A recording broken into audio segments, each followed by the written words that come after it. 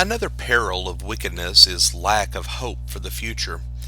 Any benefit that comes from following wickedness and worldly wisdom is only temporary, and the writer of Hebrews talked about Moses who forsook the passing pleasures of sin in Hebrews 11 and verse 25.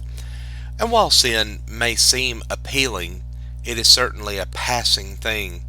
There are no long-term benefits to sin. We read in Proverbs 11 and verse 29 that he who troubles his own house will inherit wind, and the foolish will be servant to the wise-hearted. The Bible reminds us that we reap what we sow. The prophet Hosea said, "For they sow the wind, and they reap the whirlwind."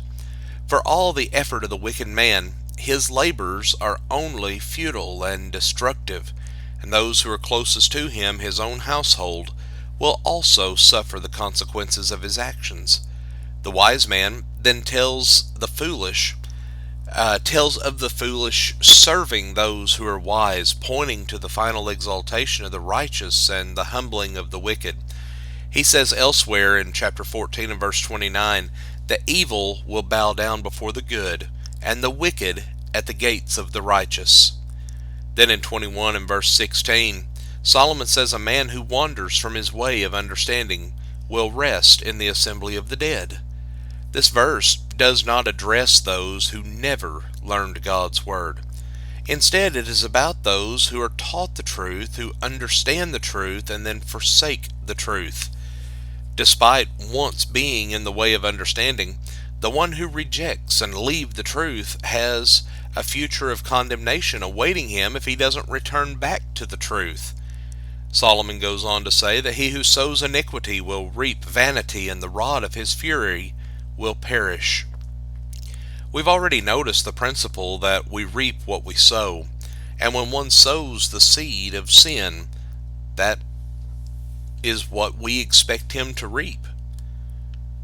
There are certainly consequences that we face in this life and also in the next, but instead of focusing only on these consequences, Solomon emphasizes the utter futility of sinful behaviors and sinful pursuits.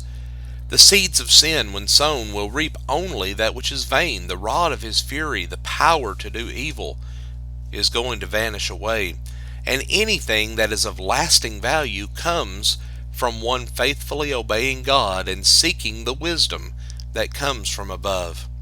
Do not fret because of evildoers, or be envious of the wicked, for there will be no future for the evil man. The lamp of the wicked will be put out. After noting the fact that the wicked have no future to which they can look forward to, Solomon tells us not to fret, not to worry over them, or to envy them. It can be easy to worry and envy when we are too short-sighted to look at matters that extend past this life. Even if we see the wicked prosper in this life, we should not fret over them or envy them, because no amount of prosperity in this life can compare to the great worth of the reward that is promised to those who will be faithful to the Lord, as we read in Matthew 16 and verse 26. But Solomon also says that when the wicked increase, transgression increases, but the righteous will see their fall, Proverbs 29 and verse 16. Wickedness tends to progress from bad to worse. Sin so often leads to more sin, which leads to increasingly more difficulty and destruction. But we have a twofold assurance at the end of this verse. First, the wicked will fall, and the benefits they enjoy from their sins are only temporary. But second, the righteous will see the fall of the wicked, implying that the righteous will be spared and will have a future after judgment that comes against those who are wicked. Friends, we want to thank you for joining us for our program today. We hope that you have a wonderful day today, and that God blesses you with a wonderful weekend ahead.